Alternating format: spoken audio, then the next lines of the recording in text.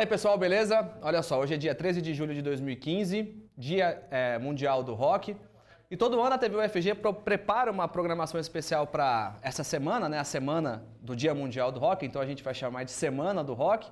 E em 2015 não vai ser diferente, então a gente na segunda-feira começa com um debate que nós produzimos aqui para discutir um pouco sobre o cenário do rock goiano. E para isso a gente trouxe alguns convidados, algumas pessoas que fazem parte desse cenário. E nós vamos falar um pouquinho então, né, sobre esse cenário. Existe o cenário de rock aqui no estado de Goiás? Para a gente começar, eu vou apresentar então os nossos convidados. O primeiro da sua direita para a nossa esquerda é o Jadson Júnior. Ele escreveu o livro Das Cores do Século XXI, uma história do movimento pós-punk goiano nos anos 1980. Tudo bem, Jadson? Tudo bom. Vamos segurar um pouquinho, daqui a pouco a gente já começa a conversar. Do lado do Jadson, ele que é vocalista de banda, e a gente descobriu um talento a mais nele, que ele também pode ser um bom ator. O João Punk, que participou da nossa vinheta, que vocês acompanharam agora há pouco, também vai conversar um pouquinho com a gente, né, João? Bom dia. Bom dia, boa tarde, boa noite. Boa noite. É isso aí. É isso aí, a gente é da Lobinhos Três Porcão desde 88 e estamos aqui para falar sobre o rock goiano. E aqui do meu lado direito, ele é um dos sócios da Casa Diablo, né? E também um dos sócios aqui do nosso cenário, onde a gente está gravando todo esse debate. O Cristiano Prado, tudo tranquilo? E aí, meu? Tranquilo? Beleza? Então, dia 13 de julho, Dia Internacional do Rock. O que dizer sobre o rock? Vamos começar com você, Jadson. O que é o rock? Se alguém não conhece nesse mundo, apresente-nos o rock, por favor. O rock, ele é uma música que surgiu com os negros, né, e com os caipiras, mas se tornou uma espécie de manifestação da juventude, dos anseios dos jovens. Isso no mundo todo, inclusive no Brasil, e até mesmo aqui em Goiânia, né, já há bastante tempo. Tem gente que já traçou aí o rock aqui em Goiânia nos anos 60. Desde os anos 60 ele já existe em Goiânia, e também como uma forma de manifestação. Hoje na Goiânia tem bandas que já estão no exterior, já tem bandas que estão aí na Europa, Estados Unidos. Então é uma caminhada assim que a gente pode falar que é vitoriosa, de uma certa maneira. João, quantos anos já você está acompanhando rock, vivendo rock, sendo rock? Quanto tempo? Quase 30. Quase 30? E o rock para você, o que isso significa? Também era meu anseio por liberdade, libertação, era uma forma de eu tentar mudar, que seja o meu próprio mundo e também de pessoas, dar um pouco da minha alegria, que também é uma parte de alegria mesmo, de a gente poder fazer o rock and roll.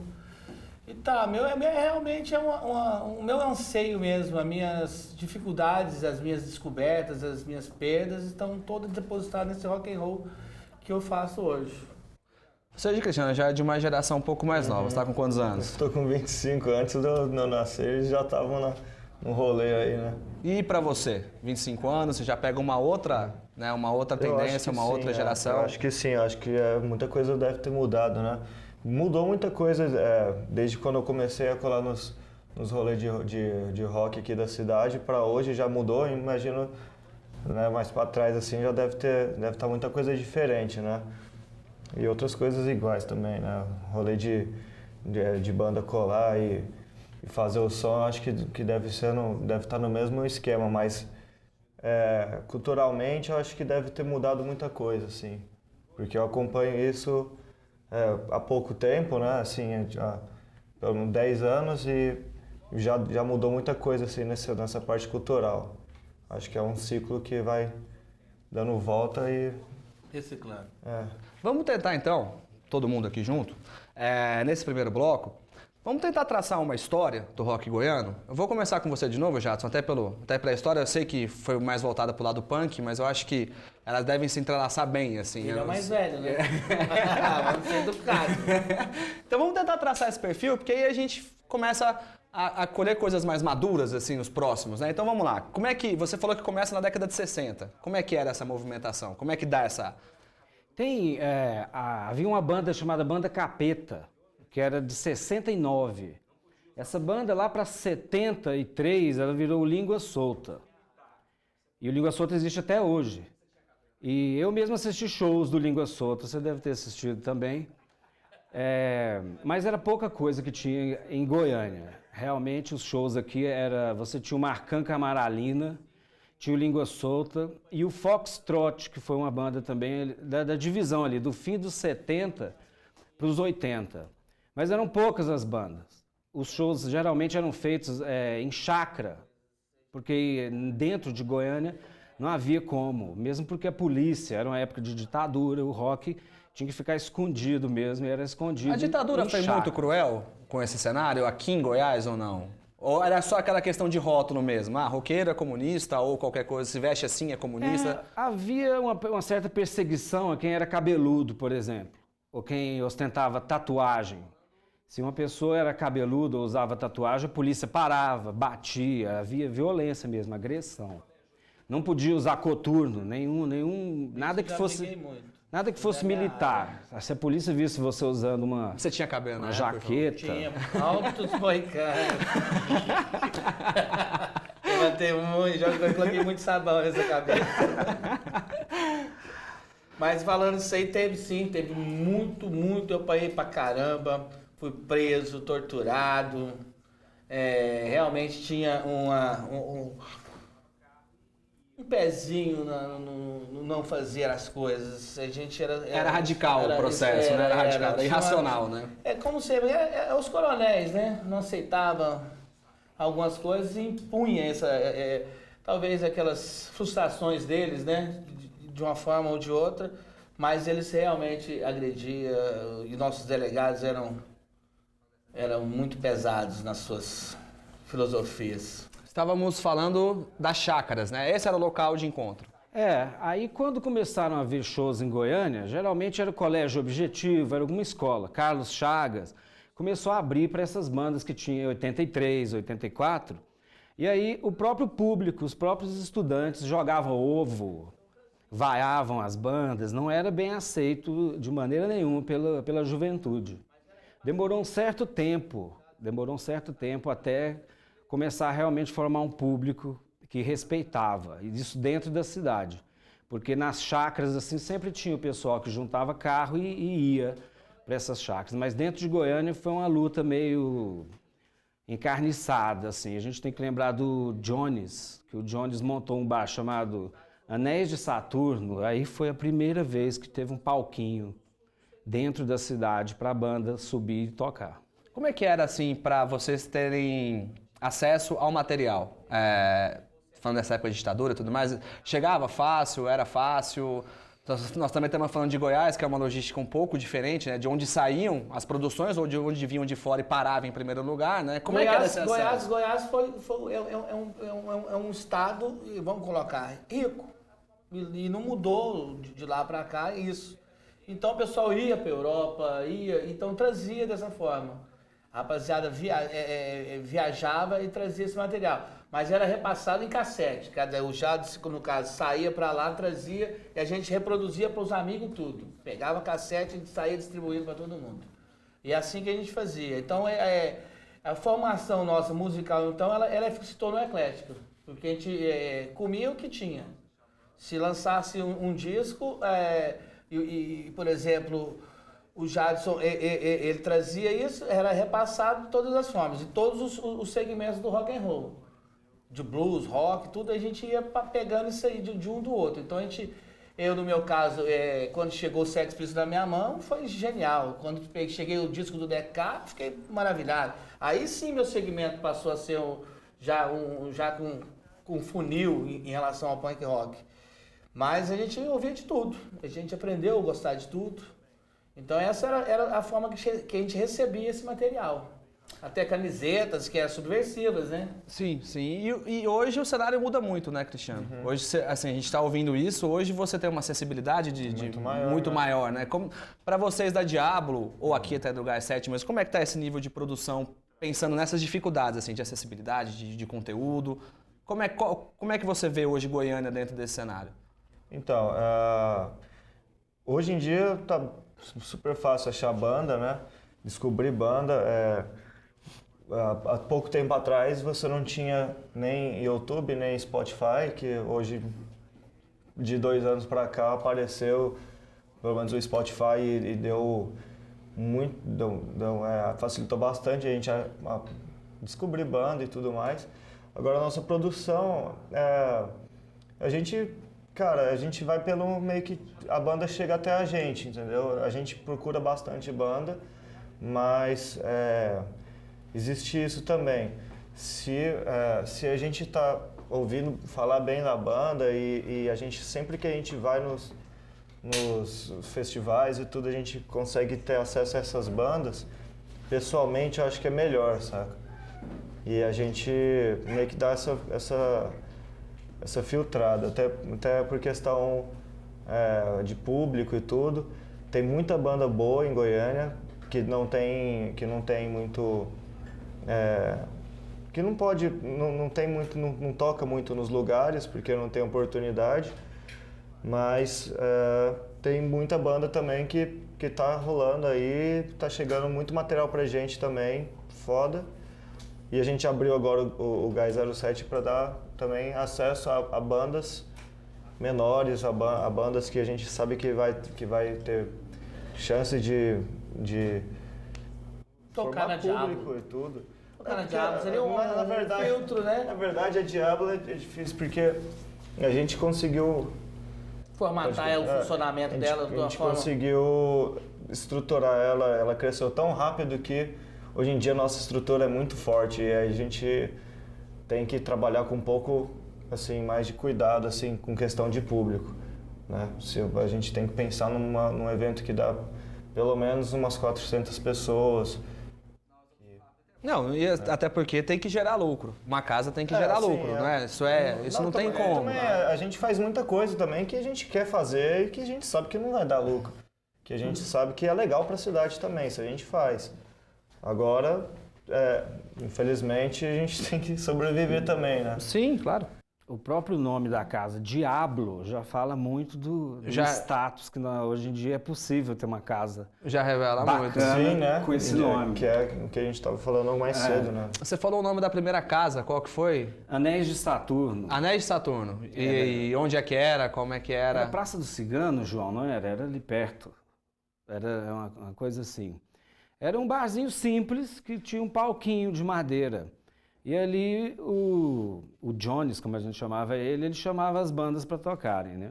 As bandas tinham que levar o próprio equipamento, tudo, e foi o lugar onde o povo começou a ir pela primeira vez para ter uma casa de rock na cidade. Então eu vou pedir para todo mundo esperar só mais um pouquinho. Nós vamos para um rápido intervalo. Hoje é dia 13 de julho de 2015, Dia Internacional do Rock. A gente volta já já.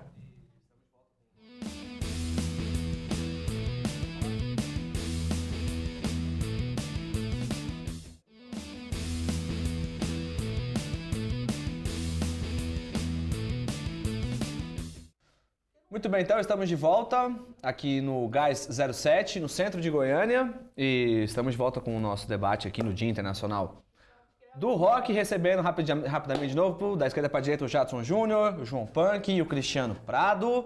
E a primeira pergunta que eu quero abrir do segundo bloco: existe uma rixa em Goiânia entre a velha geração e a nova geração? Eu não acho que exista, não. Não vejo nada parecido com isso. Eu acho assim, vamos colocar. Ainda existe as arestas a serem aparadas, né? O velho não quer tomar o lugar do novo, certo? E nunca o novo vai tomar o do velho. Porque quem tomou as porradas lá atrás jamais vai aceitar alguma coisa de negócio, porque é foda. Os caras como Língua Solta passaram problemas muito maiores que a gente, deveriam falar mais que a gente. E banda que começou agora também não pode se julgar um deus, porque não é, porque não passou a história. Não adianta falar quem viveu e quem só começou agora. A vivência é uma coisa que a gente conhece e sabe que é ela que cria a história. Então acho que tem o espaço para os dois, tem respeito pelos dois. Eu acho que isso aí dá para andar muito bem junto e crescer. Vamos colocar assim, o que eu escutava e o que as pessoas escutam é diferente. Então, logicamente, os sons são diferentes. Os pensamentos são diferentes, as revoltas são diferentes, né? Mas eu acho que não tem essa diferença mesmo, não tem nenhuma. E aí, Cristiano, você que convive até diretamente com várias gerações de bandas, você acha que existe uma rixa, existe algo assim? Eu acho que é mais ou menos isso que o João falou. Acho que não tem muita rixa assim, não, mas eu acho que tem o espaço de bandas mais antigas, tem o lugar de bandas mais novas, e eu acho que as bandas mais antigas e as bandas mais novas, eu acho que hoje em dia se respeitam bastante, e eu acho que tem espaço também para as duas, para os dois tipos, para as duas gerações de bandas crescerem juntas também. O que a gente pode chamar de geração, Jadson?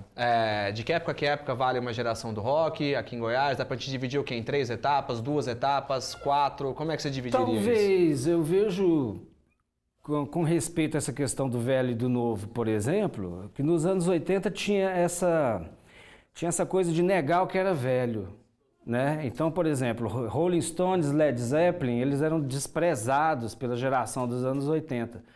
Que queria curtir, que queria só aquilo que fosse novo. Então, por exemplo, hoje é o contrário. Hoje a meninada gosta de Jimi Hendrix, a moçada gosta demais de Led Zeppelin, de Pink Floyd. Nos anos 80 tinha essa diferença. Eu acho que é mais ou menos década mesmo. Você tem os anos 70 bem hippie, os anos 80 já punk, vamos dizer assim. E os anos 90 você já tem uma total mistura, você tem o hip hop, e o retorno do psicodélico, você tem o skate, essas culturas todas que se misturaram nos anos 90. E hoje em dia você tem esse cenário variado, onde não tem mais essa coisa de eu não curto essa banda antiga, eu não gosto. Hoje em dia o pessoal tá bem plural, bastante variado no gosto. E a forma da mídia tem entrado, né? Uhum. Entrou uma mídia e a facilitação de você chegar a esses produtos com o Google, com isso tudo, você conhece bandas que nem eu estava estudando na casa do Pitágoras, por exemplo, o Cartoons, uma banda que Legião Urbana, acho que chupou quase que tudo que fez desses figuras, que todo mundo acha genial, e na verdade a Legião Urbana foi uma das bandas que mais pesquisou, vamos colocar pesquisa, e fez um disco maravilhoso, que foi o disco 1 e 2 deles, eu acho que foi maravilhoso. Eles arrebentaram. E aí, se a gente traçar essas gerações em Goiás, assim, qual foi a mais produtiva? Onde mais se gerou conteúdo mesmo, né? Onde mais se gerou qualidade? Bem, eu acho assim, agora no início do século XX, né? 2005, por exemplo, de 2000 a 2005, muita coisa foi feita. Muita coisa foi. Eu fiquei 10 anos longe de Goiânia. Quando eu voltei, em 2000, eu não acreditei. Quando eu vi as casas de show, as casas de rock que tinha aqui, bandas surgindo toda hora, show para todo lado. Eu acho que produtividade realmente foi agora, há pouco tempo, que houve essa maior produtividade. A gente falando em dialética, a gente pode falar de que quantidade gera qualidade.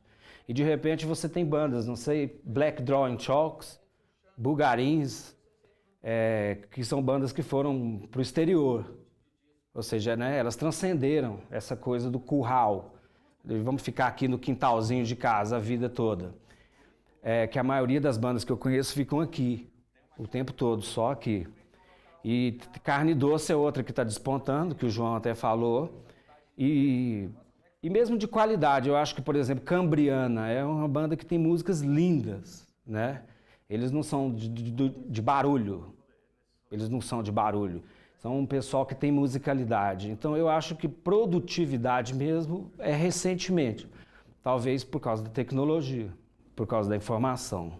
Lobinho também está lançando agora o disco de primeiro disco, quer dizer, então estou muito mais atual totalmente. É o primeiro CD que nós vamos lançar. É porque a facilitação de estúdio que a gente não tinha a grana que era muito caro. Antigamente fazia em rolo. 2, 3, 15 rolos, ninguém saía puxando o rolo. Hoje você entra em qualquer home e faz todo tipo de disco, entendeu? Você deu sorte que os dois agora te ajudaram muito a fazer duas publicidades muito boas, né? O Jadson falou das casas e o João falou dos discos. E você tem uma casa e ao mesmo tempo também tem um local onde grava disco. Como é que...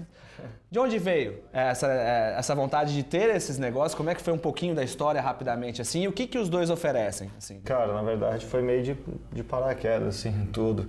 Eu sempre colava muito nesses rolês de rock em Goiânia e eu tinha uma banda que hoje em dia é a mistura da Carne Doce com a Luz e Luzia, que também é o pessoal do Bulgarins. Eu tocava com eles. E a gente estava fazendo muito show e um desses shows que a gente estava fazendo em Brasília, o João Lucas, lá, que era Fósforo, colou e falou que que o Japão estava procurando alguém para tocar aquele projeto que ele já tinha aberto já antes, um ano atrás ele tinha aberto o República Rock Pub, que era Diablo, mas por questão estrutural e de documento não rolou. Daí eu falei pro João Lucas, cara, eu acho que eu vou falar com ele lá, né, meu? Falei com o Japão, eu não sei se ele botou fé ou não, mas no dia seguinte eu tava lá na porta do estúdio, 6 horas da manhã, vamos correr, mano. Aí eu acho que ele já viu que a gente tava animado e tudo e fomos pra frente. Aí a gente conseguiu abrir a Diablo no início de 2012, com muita correria de fazer isolamento e tirar a documentação. E o estúdio foi agora recentemente também, por convite do mestre lá do Gustavo Vasquez. Ele, como ele já está com um estúdio em Pirenópolis, não dava para ele ficar administrando os dois. E aí, como o Japão já tem o República, já tem uma clientela e eu também já conheço bastante coisa e eles sabem tipo, da nossa experiência, né, nesses quesitos assim, a gente, de administração e tudo, ele falou recentemente, inicialmente era para ser eu, o Japão e o Gustavo para tomar conta. Aí o Gustavo viu que não ia dar muito certo ele ter que ficar indo toda semana para lá e para cá, e ele saiu, a gente continuou com o estúdio, entrou agora o Clegis, e o Chita também, do Hellbenders, está trabalhando com a gente aí, fazer um bom trabalho. O Cristiano falou do Chita, eu vou lembrar para todo mundo também que é a semana inteira de programação. Ainda nós vamos acompanhar o Sou do Rock, que é um documentário bem bacana produzido com algumas outras pessoas do cenário da cidade. E na sexta-feira, o Enredo Cultural também vai ser especial sobre a Semana do Rock, inclusive entrevistando o Chita, que foi o que o Cristiano acabou de citar aqui. Lugares como o Gás 07 melhoram a cidade? Claro, tô aqui esperando o convite para vir tocar. Também a Diablo, entendeu? Vendendo peixe. Não, claro, quanto mais lugar, melhor pra gente. Porque o Goiânia hoje, se pegar e jogar dentro de um cesto, deve ter quase 300 bandas de rock and roll. E todas prontas. Goiás hoje é um celeiro, isso generalizando o estado, que juntar o estado já passa de quase 2.000 bandas de rock and roll. Então, quanto mais lugar, mais a gente vai conseguir trazer e fazer esse público girar e as bandas começarem a andar. Porque a banda tem que andar, ela tem que dar um jeito de movimentar. Você produziu seu CD aonde? Produzi no Volt com o Darim, que é o nosso produtor desse primeiro EP nosso, que na verdade é um disco com 10 músicas. Deve estar saindo agora nesses próximos dias. Foi fácil? Foi difícil? Como é que foi esse processo? É aquela coisa, a experiência de gravação é totalmente diferente de tocar. Então eu não tinha essa experiência. Nesses 30 anos aí de banda, eu entrei com Jazz também foi da Lobim. Passou um período, a gente gravou algumas coisas. O que a gente tem de gravação é com a voz do Jadson. E hoje eu sou vocal e toco guitarra. É muito bom, cara. Eu sei que estúdio é muito, muito bom, porque você aprende coisas que você não conhecia, você conhece mais sua voz, conhece mais seus instrumentos, sua sonoridade. Ali você realmente se descobre. É um lugar onde que realmente existe a mágica. Então, nada melhor do que você estar dentro da sua própria mágica e ver o produto. Eu tô aqui na ansiedade de ver o produto final. Muito entendeu? bom. Tô em dormir, a gente dorme. Então seriam 8 músicas elétricas e 2 acústicas. Então a gente está aguardando esse filho nascer aí nas últimas horas agora e saber realmente que esse prazer, eu não tenho noção de ter um disco na mão em espécie, olhava, não, o filho está na mão, ele já tem disco, já teve disco no 17º, o quarto mundo lá. Eu estou esperando saber. Como é que é ter um disco? Bem, eu não sei muito bem hoje o que seria hoje ter um disco, né? Com tanta mídia, né? Porque nos anos 80, você ter um disco era você ter seu trabalho, como se fosse uma obra de arte que um artista pintou. Hoje em dia, eu creio que o CD, ele não sei como o valor que o CD poderia ter como mídia. Eu acho que nós estamos passando por uma época de transformações, não sei, dentro de 10 anos, 15 anos, qual que será o formato. Mas existia muito essa coisa, essa mágica, essa vontade de ter o seu disco gravado, o seu disco da sua banda, isso ser uma espécie de vitória, falar, olha aqui, olha o meu trabalho aqui, né? Vitória. Então é um prazer que hoje em dia as pessoas podem fazer dentro do seu próprio quarto. Bom, mais uma vez, aliás, antes, eu tenho que encerrar o bloco, mas antes uma pergunta rápida, já que vocês três já estiveram em estúdio. Em palco, estúdio ou palco? Palco. Palco. Eu acho que o palco é mais legal, mas o estúdio é sensacional também, cara. É uma experiência Sensacional. maravilhosa, eu também concordo. Bom, então Vamos. vamos segurar de novo. Nós vamos para mais um rápido intervalo. Na volta a gente continua conversando sobre rock aqui na TV UFG. Fica ligado.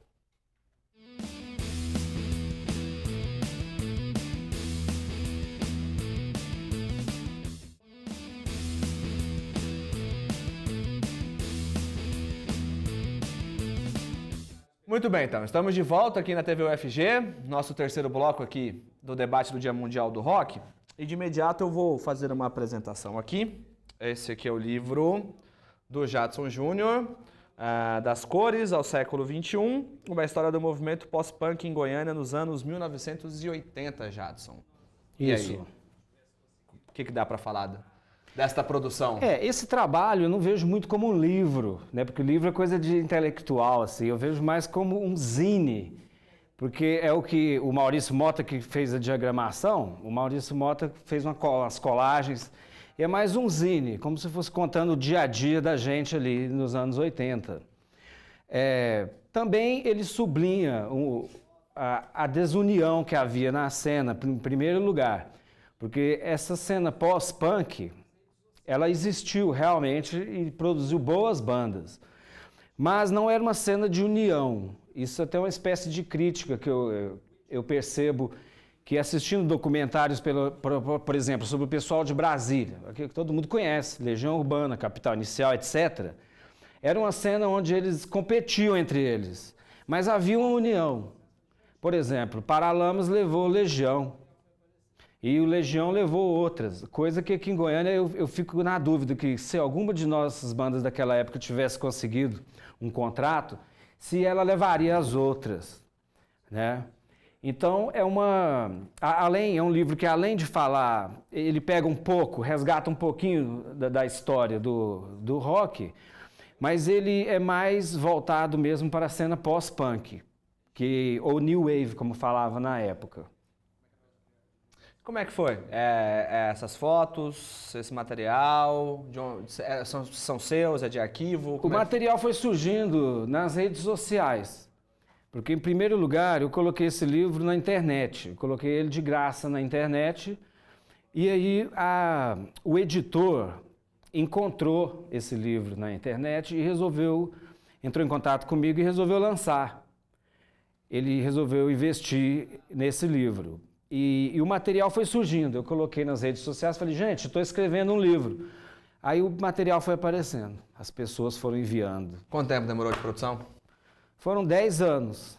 10 anos. 10 anos, agora em 2015, 10 anos. Bom, isso aqui dá pra gente dizer que é um material também de publicidade, não é isso? É um material literário, mas ao mesmo tempo que é uma divulgação de um cenário. Aí eu pergunto, como é que está a divulgação do cenário aqui na cidade? A gente tem livro, a gente tem CD, a gente tem casa, como é que é isso aí? Como é que Eu acho que a divulgação do cenário aqui na cidade hoje em dia é através dos festivais, dos grandes festivais que a cidade tem, sempre os maiores do país, e a qualidade muito brutal das bandas que está tendo hoje em dia também aqui em Goiás. Isso é publicidade nossa. Divulgação, João, como é que tá a divulgação? Como é que você vê? Vamos colocar. Se ela fosse colocada como profissional, ela está dando resultado. Pessoal, as bandas não se divulgam. Falta um pouco mais de interesse, falta realmente se interessar para vender o produto.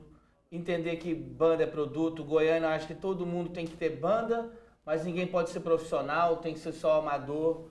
Então, Goiás, eu acho que ama a música, de todas as vertentes da música, mas tem que se abrir um pouco mais a mente, porque o espaço tá restrito, não está bem organizado.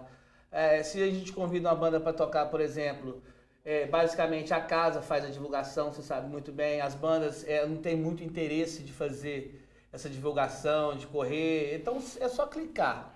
E o cara já não quer fazer isso e chega para tocar como popstar. Eu acho que tem que mudar isso, tem que chegar mais humilde e ser mais participativo, ajudar as casas a divulgar o trabalho delas. É difícil, Cristiano, pegar esse material quando vocês vão fechar com alguém assim? Manda aí o material. E aí, é difícil? Não, assim, porque a gente, como eu tinha falado, quando a gente fecha uma banda, a gente meio que já conhece a banda, a gente já tem os materiais dela e tudo. Mas, igual que ele está falando, é muito difícil as bandas se promoverem hoje e ajudar a gente a divulgar. Se a gente fecha um show autoral, a gente tem que torcer muito para a banda ajudar a gente a divulgar. Por isso, esse boom dos últimos 2 anos para cá de eventos de cover de tributos. Porque o nome das bandas, que quando você faz tributo ao Nirvana, por exemplo, o nome Nirvana já se vende. Agora, quando você faz lá bandas autorais, a gente precisa que essa banda também entre na parceria com a gente, né? Até para apresentar para o público, para muita gente que não conhece, né? Nós vamos lá ver o quê? Quem, né? Toca o quê, né? A gente faz o máximo, né? Mas a banda também tem que ajudar também, né? E às vezes não rola isso. Por isso que não só lá na Diablo, mas todas as outras casas da cidade tá fazendo bastante evento de tributo, porque as bandas realmente não...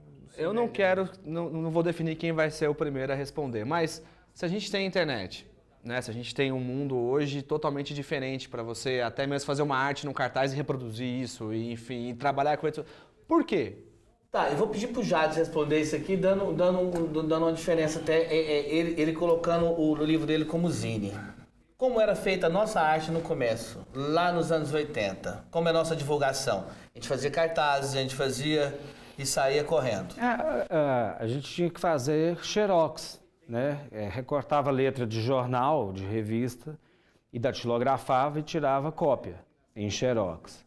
Mas eu gostaria de sublinhar o que ele falou a respeito disso, que as bandas não fazem divulgação.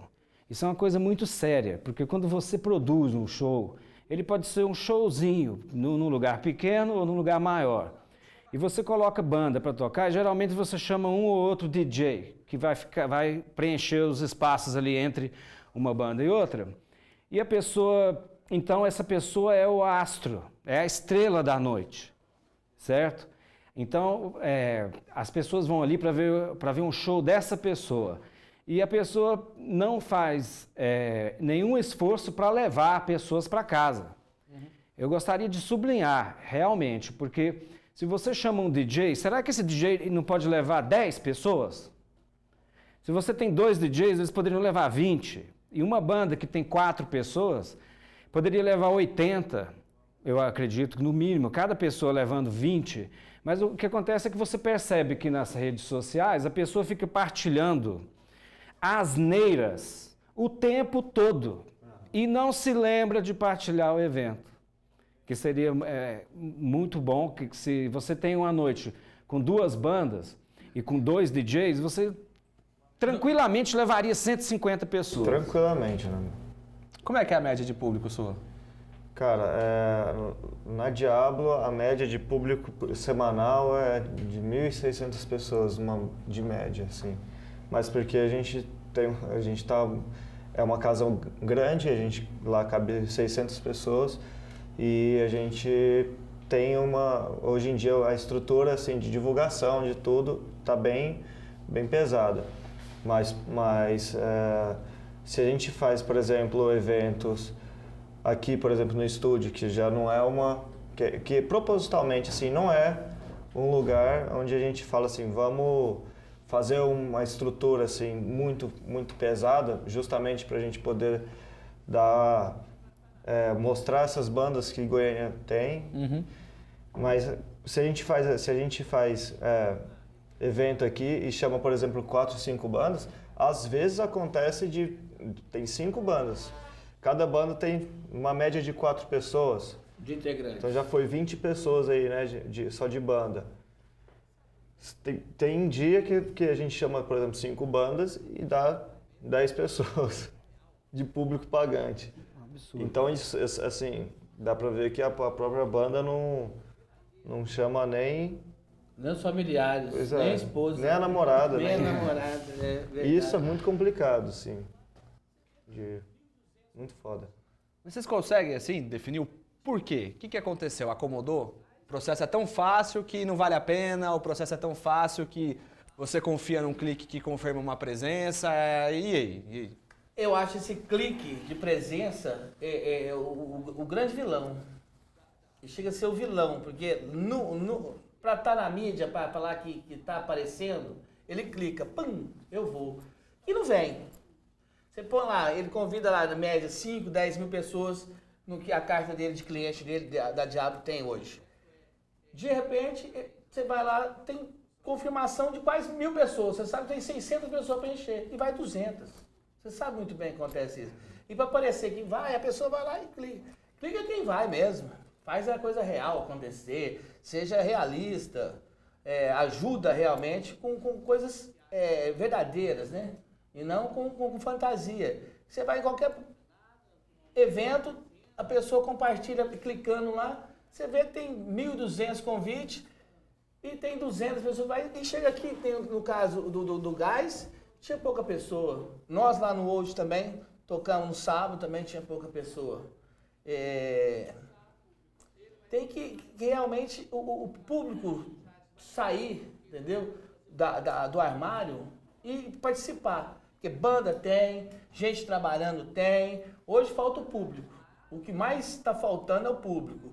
Ou a gente perdeu realmente todo o público sertanejo, e realmente todos são, e o resto tinha na rede lá falando uma discussão sobre poser, acho que são todos posers, são roqueiros de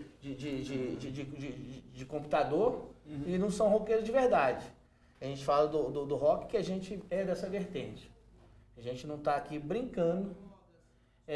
São bandas que se acham amadoras e não pensam em sucesso, que não almeja nada, que não almeja a cena, que não quer ser representativo. Não, a gente representa a cena há 30 anos. A gente quer que a cena seja forte por mais 1000 anos. Então a gente tem que analisar, pensar o que a gente quer. E sem o público a gente não vai ter nada. Porque ele vai empapuçar, ele vai empapuçar e não vai convidar a gente para tocar. O Jades vai perder porque ele não vai parar de fazer o livro, porque não tem nada para falar. Então a gente tem que analisar o futuro. O que a gente quer para o futuro? Tem que parar de falar, eu sou uma banda que só quero tocar aqui e pronto. Não, tem que sumir. Eu quero sucesso, eu quero passar minha mensagem, eu quero falar alguma coisa, eu quero ser mais. Toda banda que você pergunta, não, eu só quero tocar aqui. Não, eu quero tocar no mundo inteiro. Eu quero passar minha mensagem para o mundo inteiro. Eu acho que o mundo não está correto. A gente tem que mudar muita coisa. A gente debate sobre tudo, homossexualismo, sobre drogas, sobre um monte de coisa. E, na verdade, tudo vai para o saco, amarra, joga para o lixo. E continua tudo. A ditadura está aí, a gente está calado. As coisas não estão bem, estão calado. Quer dizer, a gente tem que apoiar a cena mesmo, porque ela está horrível nesse ponto. O público tem que ser participativo e tem que vir para as casas. Tem que ajudar as bandas e tem que ser forte, porque coisas que não estão sendo. Bom, o que a gente quer para o futuro? Vamos guardar essa aí, que essa vai ser o começo do nosso último bloco, que nós vamos para o nosso último intervalo aqui na TV UFG. Na volta tem mais. Hoje é Dia Internacional do Rock.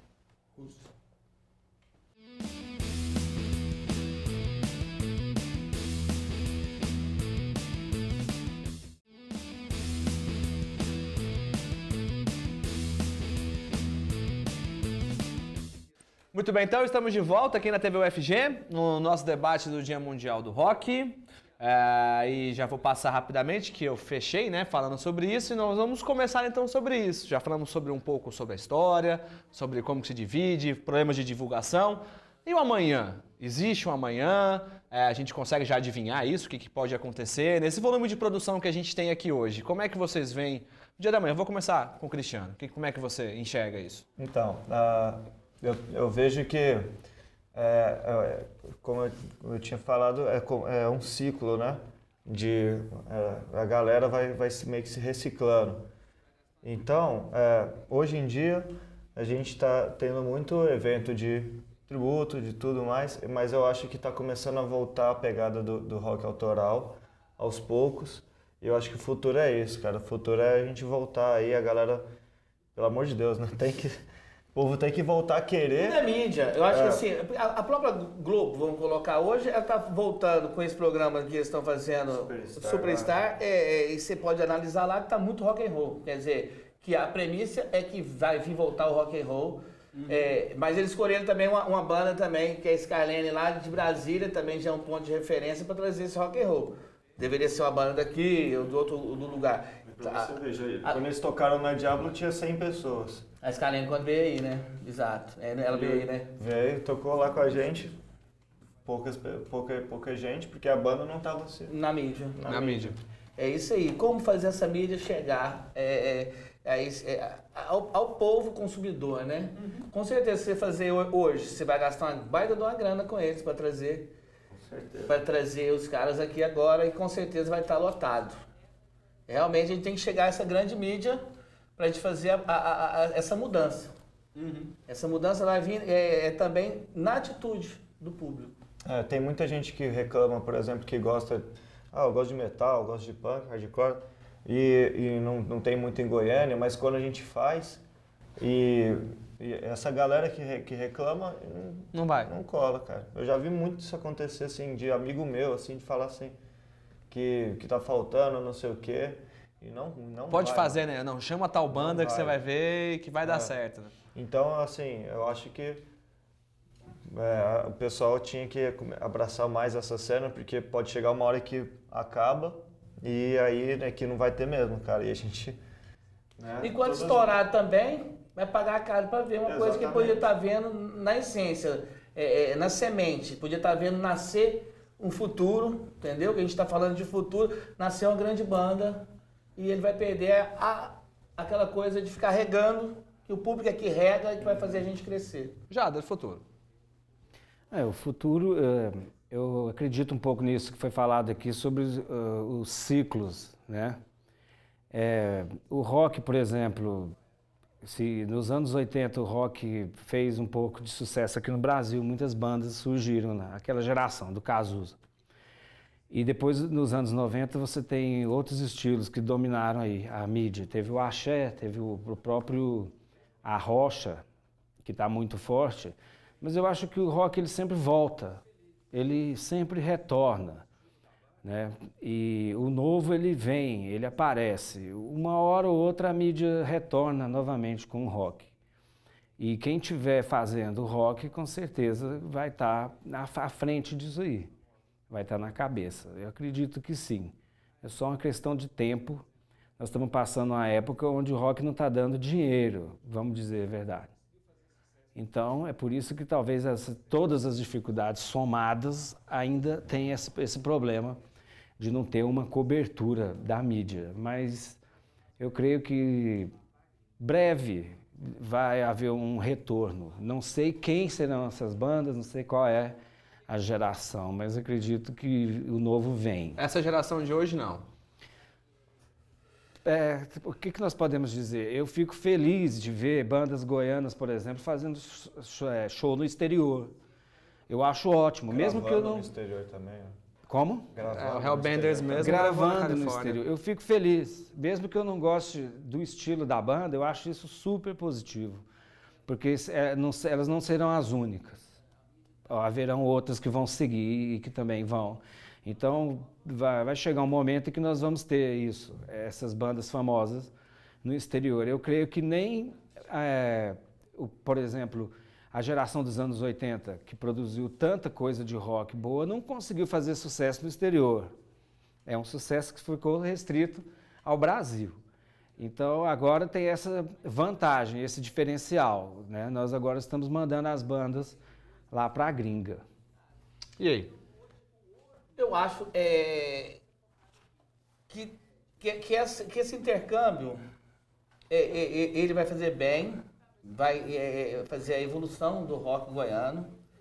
Eu acho que o rock, que são vertentes, sempre está renovando essas vertentes. Eu acho que está voltando o punk, está voltando a ser tocado. Da novela você vê lá que tá lá a galera com camiseta, a mídia tá voltando pro rock and roll de novo. Quer dizer, banda nova e acertar o som, acertar o estilo. Talvez o estilo da agora não estaria assim preparado para estourar. Mas com essa coisa de cantar em inglês, favoreceu muito essas bandas que estão saindo. Tirando, no caso, a Carne Doce, eu acho que canta em português. Mas pegaram gravadoras gringas, que estão com 2, 3 CD para gravar com os caras. Então, hoje, o olho de fora está começando a ser focado aqui. De gravadoras, de boas gravadoras. Entendeu? Isso que vai ser o grande divisor para a gente. A gente precisa de produtor, de pessoas que tenham olho para vender o nosso produto. Pois é, e a gente, assim, vamos assim, até expandir um pouco mais esse pensamento. Quer dizer, a gente tem produtores que produzem o que a gente pode chamar de um dos melhores sequências de festivais do Brasil. E a gente não tem um produtor para trabalhar a banda. Como é que é essa... São os filões que estão faltando aqui. Não é uma contradição? Na verdade, a gente até tem, sabe? Temos o próprio Fabrício Nobre, que trabalha algumas bandas aqui. O João Lucas da Fósforo também, com selo, trabalha algumas bandas. Tem o Edmar também, que hoje em dia tá com o selo dele também, que tá trabalhando em outras bandas. Mas tem uma outra banda que sempre é prioridade. E aí, para mim, esse é o problema, entendeu? Dentre 30, 40 bandas que essa galera vende, duas ou três são a prioridade deles. O resto fica meio tipo fazendo um showzinho aqui, showzinho ali, as outras... Acompanhando o processo, né? Faz a parada mais... Mas todo lugar é assim também, né? Se for para lá para ver, gravadora também, às vezes tem algumas bandas que é prioridade também. Todo lugar é assim, né? Acho que é isso. Não, eu acho que falta um pouco. A direção em si falta um pouco. Eu acho que a gente chegou no nível de fazer bons festivais, ser uma produtora. Agora a gente tem que abrir mais. A gente precisa, porque conhecimento, eu acho em relação a festivais, eu acho que Goiás é os caras que mais conhecem sobre isso. Eles são PhD em fazer esse tipo de coisa. Mas sair banda, eu acho que peca um pouco, até porque você fala isso aí. Não só o cast dele é responsável por esse boom de rock and roll. O processo é feito por várias bandas, pequenas bandas, entendeu? Pequenos selos. O que precisa, os elos da corrente se encaixar e um puxar o outro. Independe de quem é quem. Se aqui no futuro próximo a construtora rachar, se tornar mais, entendeu? O tijolinho e a construtora. A Monstro se rachar também e virar a Monstro e o Pequeno Príncipe. Isso vai ter que mudar. Isso eles vão ter que dar um jeito de se comunicarem, porque em prol ao rock and roll ou à música. Eu acho que também a banda também, na época que eu tocava, a gente também não tinha um vínculo com... A gente tinha vínculo com todos, não era de nenhum certo, assim. E a gente vendeu nosso peixe. Em um ano a gente fez 90 e poucos shows pelo Brasil inteiro, entendeu? A gente conseguiu aprovar um CD na lei de incentivo, tudo por correria nossa. E eu acho que isso daí está faltando nas bandas também, além de produtores, as bandas também têm que correr muito atrás. Sempre teve também. Vou pegar isso aí. Eu, por ser do punk rock, eu tinha uma cabeça meio fechada. Realmente eu perdi muito em relação a isso. Agora, o CD que a gente está lançando agora pela Lobby, Punk é Diversão, é totalmente nosso. A gente não tem ninguém por trás, nem nada. Mas a gente conseguiu, com o trabalho que a gente vem desenvolvendo e chegando mais um pouco perto do profissionalismo musical nosso, a gente conseguiu fechar o ano passado bem, tocando bem, grandes festivais, convidado no Brasil inteiro para tocar também, e isso valeu a pena. E a gente conseguiu entrar nessas leis de incentivos. A gente começou a tirar um pouco desse ódio com amor que a gente tinha, entendeu? E até mesmo a Lobby se tornou um produto mais acessível, não é uma coisa tão feia de se ver mais. Ela tá pop, ela entrou no padrão pop que a gente tem que, para ter venda, a gente tem que ficar todo certinho, todo arrumadinho. E você falou, foi por aí também, por essa caça, tem que caçar mesmo, porque festival no Brasil inteiro, no mundo inteiro tem. Eu recebo hoje, depois do Pampa Punk que a gente participou, da Inglaterra, e querem. Eu sou errado, eu fui errado até agora porque eu não tive exatamente esse CD, essa divisão que tem que ter. Quando o Jado fala que vai acabar, não vai acabar nunca, porque a gente precisa de uma coisa sólida para mostrar. O cartão de visita, ele vai ser sempre o cartão de visita, vai ser uma gravina. Pá. Um suporte, Um suporte.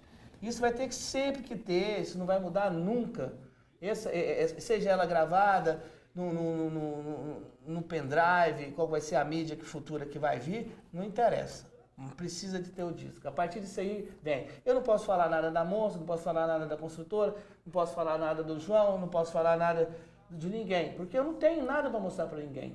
Então todas as bandas têm que gravar mesmo, correr atrás. Hoje é mais fácil, com uma ou duas músicas você faz isso, entendeu? E você tá dentro da mídia, correr atrás, participar, ir no show das bandas, ir nas casas, porque uma hora fecha. Se não for, fecha. Não adianta estar lá, Diabo Linda e Maravilhosa, se não for público, não vai aguentar. Então a gente precisa que o público venha, que chegue perto da gente mesmo. Aproveitando hoje que é o dia do rock, que lembra do rock, galera, vamos junto com a gente nessa corrente, que a gente precisa vencer essa barreira e ir pra frente. Essa questão da produção também, em 2006 eu tinha um videobar, Aí eu senti falta de passar vídeo nacional. Eu falei, gente, eu só tenho coisa gringa aqui. Aí eu fui na banca da Monstro Discos, falei assim, eu quero DVD. Eles falaram, não tem. Eu falei, não tem? Nenhum. Com tantos festivais, com tantas bandas, eles não tinham DVD. Né? Em plena era audiovisual, eles estavam apenas lançando CDs. Então, eu acho assim que se tinha alguém com capacidade em 2006 para lançar DVDs, imagens desse pessoal, um audiovisual, e eles não estavam fazendo isso. Eu acredito que falta um pouco mesmo de visão. Já que são eles que são os caras, eles é que estão com a mão na massa, por que ele não produz mais material de divulgação ao invés de um simples Eu tinha que CD. encerrar, eu vou dar até uma esticadinha só pra gente arrematar esse assunto, porque não só eu, mas como o Vasconcelos Neto, que é o nosso produtor, o Fernando Braz, que está gravando, toda a nossa equipe aqui, a gente também tem uma longa estrada, não é na música, é no vídeo. É o contrário. E a gente eu sempre entendi dessa forma também. Quer dizer, eu comecei a trabalhar em 2004 com isso. Foi 2004 que eu comecei realmente a trabalhar com audiovisual. E eu sempre tive muita oferta, por exemplo, para gravar DVD sertanejo. E eu nunca peguei um clipe de rock para fazer.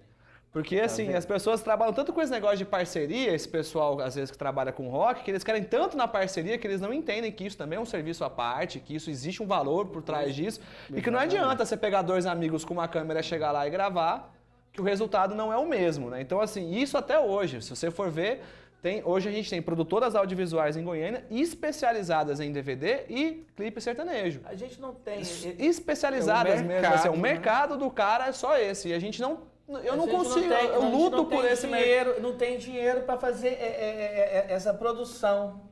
A gente chegou até esse CD e depois parou. Até a produção de visual mesmo. A gente não tem um figurinista que chega, que bate produção um papo completa. Né? A gente não é completo. Rock and roll, exatamente. Rock and roll não é porque ele não é completo. Ainda não estourou por causa disso. É verdade. Eu acho assim, com tanto profissional, você... O Neto, que a gente já está trabalhando já há um tempo junto aí, e tá aí. Só que assim, tem um custo, a gente tem que pagar para vocês ajudar a gente também. Mas tem a lei de incentivo que faz isso. E isso tem que entrar numa coexistência. Vocês sabem da lei, quando abrem suas leis, nós sabemos as nossas. Quando abre, que é o interesse nosso. Aí nós vamos com centenas de bandas nossas correr atrás daquela migalha do governo pra gente... Vocês também, vocês acabaram de vir de Anápolis fazendo festival, esses festivais, vocês estão correndo, vocês estão produzindo, isso aí eu estou vendo. A gente tem uma noção disso. E que nem nós estamos produzindo. Agora tem que encaixar. Então, no lugar do próximo disco da Lobim, fica então o primeiro DVD da Lobim. Bom, aí, parceria. Agora sim, nós vamos... Parceria! Nós vamos chegando ao final do nosso debate, né? Dava para ficar mais um bom tempo conversando aqui, mas infelizmente o nosso tempo também já está chegando ao final. Eu vou me despedir dos convidados e eu quero que cada um responda de novo aquela pergunta que eu fiz no começo antes de ir embora. O que é rock para você? Tchau, Jadson Júnior. Rock para mim é o estilo de vida. Para você, João, abraço, obrigado. A vida e o estilo. Cristiano, obrigado pela presença, Rock. Para mim também é um estilo de vida, é questão de atitude. Ok. Então nós vamos encerrando hoje a nossa programação, lembrando que a semana inteira a TV UFG preparou um material especial para falar de rock and roll, então não percam o Sou do Rock, que é um documentário bem bacana produzido aqui também pela gente, e na sexta-feira, aí daqui a 5 dias, às 6h15 da noite, tem o Enredo Cultural também falando sobre a Semana Internacional do Rock. Para você que ficou com a gente, muito obrigado, até a próxima.